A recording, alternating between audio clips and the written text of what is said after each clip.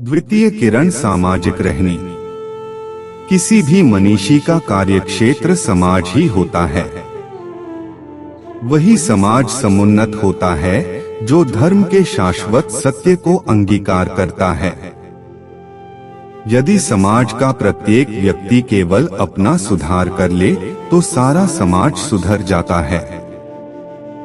इसके लिए यह आवश्यक है कि समाज का प्रत्येक व्यक्ति समाज के प्रति अपने धार्मिक उत्तरदायित्व को पूरा करे। समाज के प्रति हमारा आचरण कैसा होना चाहिए, इस संबंध में मूल बिंदुओं पर प्रकाश डाला जा रहा है। धर्म ग्रंथों का कथन है कि आत्मनः प्रतिकूलानि परेशान न समाचरेत, अर्थात दूसरों से हम वैसा ही व्यवहार करें जैसा हम उनसे चाहते हैं। यदि हम किसी से स्नेह एवं सहानुभूति की अपेक्षा करते हैं तो हमें भी उनसे सर्वप्रथम यही व्यवहार करना पड़ेगा। दिल अपना दे उनका लीजिए, इन विध हक चरणों पहुँचाए। गीता का कथन है कि आत्मवत् सर्वभूतेषु यह पश्यति स पंडितः, अर्थात जो अपने ही समान सभी प्राणियों को देखता है वही पंडित है। साफ दिल सुहागनी कभू न दुखावे कीन। ग्रंथ कलश हिंदुस्तानी प्रकरण 11 चौपाई 7। परमधाम की ब्रह्म सृष्टि मन, वाणी एवं कर्म से कभी भी किसी का दिल नहीं दुखाती है, क्योंकि उसे इस बात का पूर्ण रूपेण एहसास होता है कि सबके अंदर एक भावनाशील चैतन्य है। बच्चों का निश्चल प्रेम पाने के लिए वैसा ही बनना पड़ेगा। किसी के हृदय सिंहासन पर विराजमान होने के ये निष्कपट प्रेम की माधुर्यता से अपने हृदय को लबालब भरना पड़ेगा।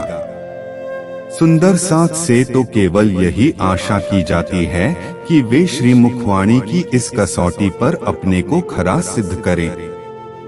मीठी जुबां मीठे वचन, मीठा हक मीठा रूहों प्यार। मीठी रूह पावे मीठे अर्ज की, जो मीठा करे विचार। ग्रंथ सिंगार प्रकरण 16 चौपाई 27। संपूर्ण प्राणी मात्र के लिए मैत्री एवं कल्याण की भावना।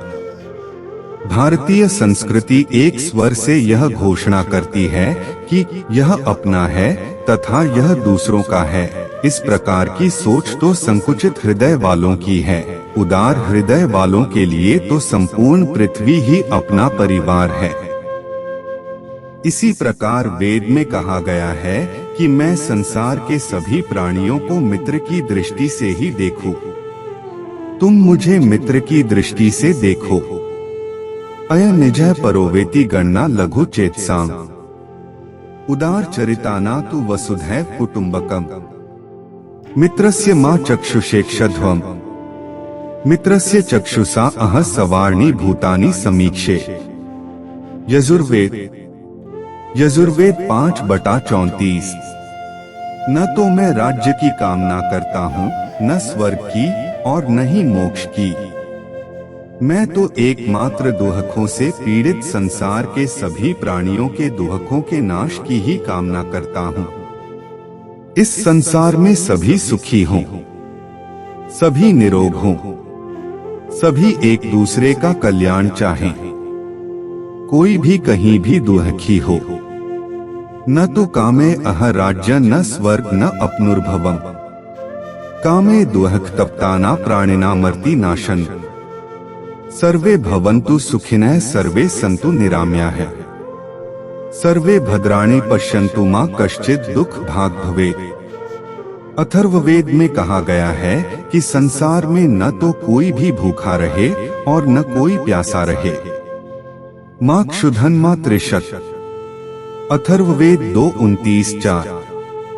यदि संसार के धर्म ग्रंथों में इतनी ऊंची बातें कही गई हैं, तो ब्रह्मवाणी के चिंतन में खोए रहने वाले सुंदर साथ से तो यही आशा की जा सकती है कि वे आपस में प्रेम भावना से रहें। आत्म सहुनी एकज दिसे, जुजवीते दिसे देह।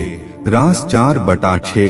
अर्थात सबके शरीर भले ही अलग अलग दिखाई पड़ रहे हों, लेकिन सबके तनों में तो परमधाम का ही अंकुर है। सुंदर साथ में वर्गवाद, प्रांतवाद, क्षेत्रवाद, धनी गरीब तथा रंगरूप के आधार पर भेदभाव करना अक्षम्य अपराध है।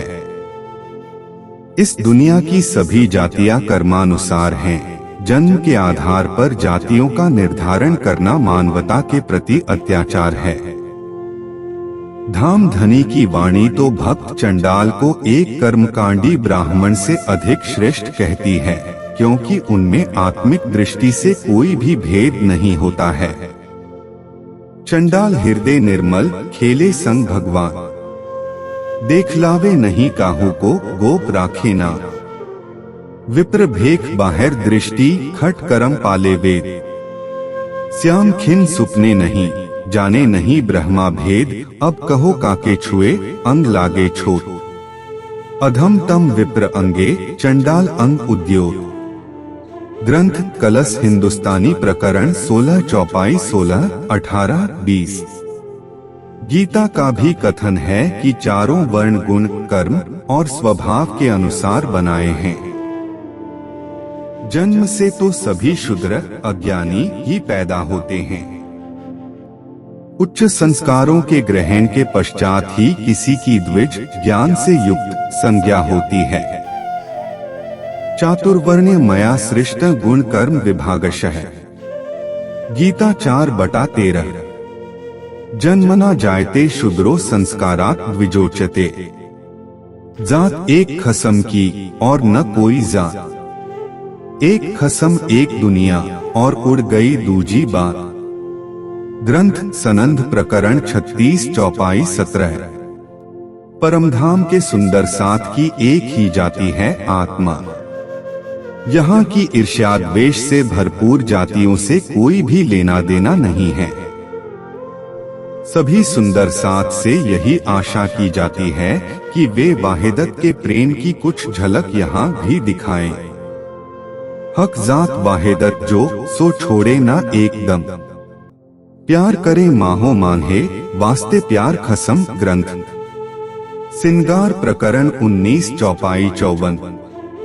यदि धाम धनी का प्रेम पाना है तो सुंदर साथ को परमधाम की मूल वाहिदत के संबंध को ध्यान में रखते हुए समता के सिद्धांत को अपनाना पड़ेगा एवं प्रेम की भाषा एवं व्यवहार को चरितार्थ करना पड़ेगा। प्रेम प्रणाम जी सुंदर साथ जी। अगला भाग हम अगले एपिसोड में सुनेंगे। प्रणाम जी।